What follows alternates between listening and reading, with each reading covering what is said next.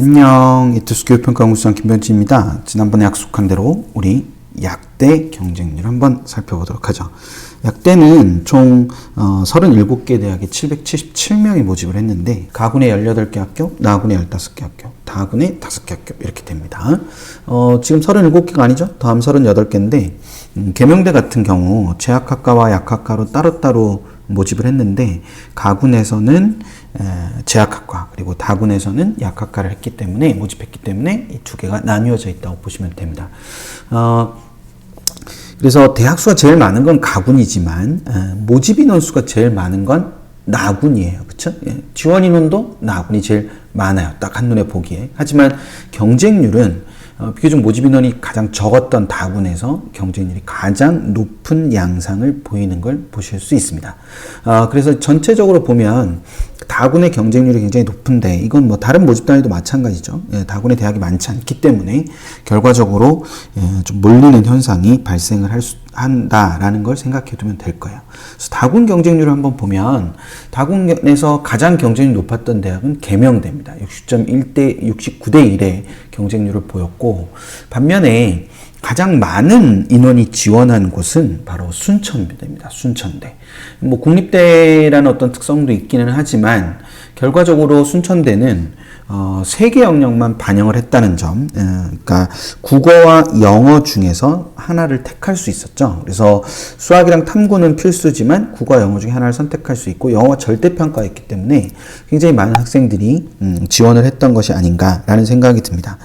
같이 순천대와 같이 3개 영역만 반영을 하는 목포대도 있었어요. 목포대는 가군이었는데 그 목포대는 18.27대 1의 경쟁률을 보였어요. 진원 인원이 273명으로 아주 많은 건 아니었습니다. 아마도 이 영어 절대평가 영어를 선택할 수 있었던 순천대와 달리 목포대는 국어와 탐구 한 과목 중에 하나를 택하는 거였기 때문에 그리고 가군에 있었기 때문에 약간 지원자가 이렇게 덜 몰리는 그런 측면이 있지 않았을까. 근데 어쨌거나 기본적으로 목포대도 굉장히 높은 경쟁률을 보였다. 3개 영역만 반영하는 이 2개 대학이 이런 결과를 보였다라는 점을 볼 수 있을 거예요.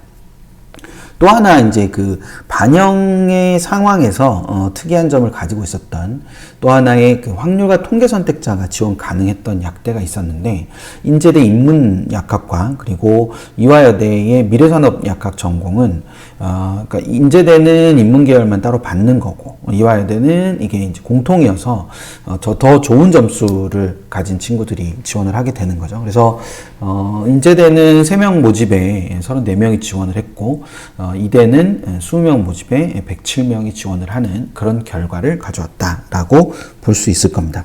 다군은 우리가 봤고 그러면 가군은 어떤가라는 걸 생각을 해보면 가군은 이런 모습을 보여주고 있어요.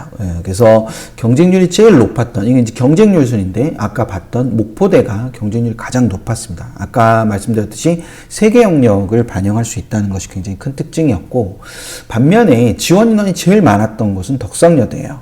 덕성여대가 제일 많았는데 여학생들의 약대 선호가 굉장히 두드러진다라는 점을 감안했을 때 이 343명의 지원은 꽤 많은 인원이었다라고 볼 수 있어요. 좀 이따 보겠지만 나군의 이제 동덕여대가 148명 지원이었던 것에 비하면 굉장히 좀 많은 인원이 지원을 했다라고 볼 수 있는데 물론 이제 가군은 나군과 다르게 나군에는 이제 이화여대나 숙명여대 등의 여대들이 많이 있었던 것을 감안하면 이화여대나 숙명여대를 지원을 하고 덕성여대에 안정을 잡은 친구들도 꽤 있지 않았을까라는 부분을 생각해 볼 수 있는 그런 지원의 흐름이다라고 볼 수가 있을 겁니다. 여기 이제 음영이 좀 칠해져 있는 연대, 성균관대, 중앙대 같은 경우는 점수가 뭐 어느 정도 높을까를 예측해왔던, 뭐 이렇게 많이 논란이 되어왔던 대학들이죠. 그러니까 이 대학들은 상대적으로 이렇게 가군 전체에서 높은 경쟁률을 보이진 않았습니다. 비교적 낮은 경쟁률을 보였던 대학으로 나왔는데 실제로 보면 충북대는 워낙 이제 지방 공립대학이긴 하지만 경북대까지 지방 공립대학이긴 하지만 인원이 적어서 경쟁률이 좀 높았던 걸로 보이고 대부분 이렇게 지방 사립대들 같은 경우에 경쟁이 좀 높게 형성되지만 서울이나 수도권에 있는 대학들은 경쟁률이 좀 낮게 형성되는 이런 양상을 보였어요.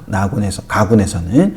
그래서 나군도 마찬가지여서 나군도 지금 보시면 뭐 이화여대나 숙명여대나 서울대 그리고 뭐 에리카 이런 쪽들이 조금 비교적 낮은 경쟁률, 반면에 이제 원광대나 우석대 이런 학교들은 좀 높은 경쟁률을 보였다는 거죠. 그래서 전북대 같은 경우도 이제 인원이 10명 미만이기 때문에 경쟁이 조금 높게 보이지만 대구가톨릭대 같은 경우는 수능 모집에 317명이 지원을 해서 15.85대 1의 아주 높은 경쟁률을 보였다라고 볼 수 있습니다.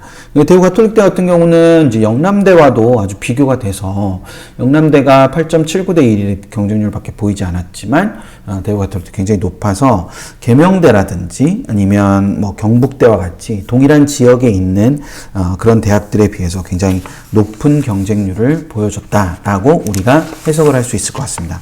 약대가 올해 처음 모집을 실시했기 때문에 2022학년도에 처음 모집을 실시했기 때문에 이후에 이런 지원의 경향이 2023학년도에도 일정한 영향을 미칠 개연성이 굉장히 높다라고 우리가 생각을 해볼 수 있을 거예요. 그래서 이렇게 정리를 한번 해보고 나중에 이제 입결이 좀 더 구체화돼서 나오기 시작하면 그것 가지고도 한번 영상을 찍어서 볼 수 있도록 하겠습니다. 예, 그러면 저는 오늘 여기까지. 안녕.